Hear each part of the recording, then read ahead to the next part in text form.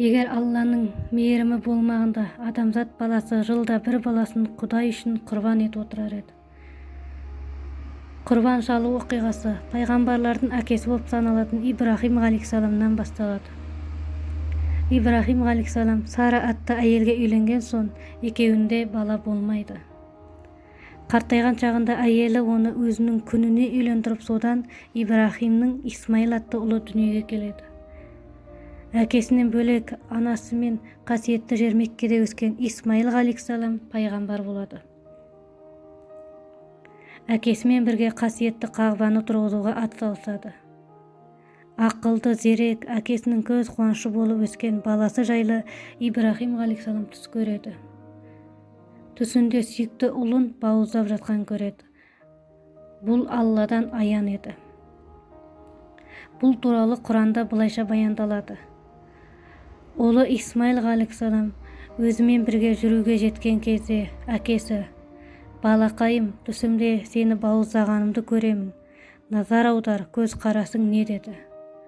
Сонда баласы: «Әй әкетайым, өзіңе Алла нені бұйырса соны орында. Алла қаласа мені сабырлылардан көресің» деді. Әкелі балалы пайғамбарлар жаратқан Раббысының әміріне толықтай бой ұсынып, құрбандық рәсіміне көшеді. Әкесі баласының көзіне көзі түспес үшін теріс қарап жатқызып, тамағына пышақ тақайды. Аллаға мадақ сөздерін айтып пышақты кеседі. Пышақ баласына өтпеді. Әкесі тағы бірнеше әрекет жасайды, пышақ өтпейді. Кенет көктен дауыс естіліп, Жабірейіл ғалейхиссалам көктен көк қошқар түсіреді.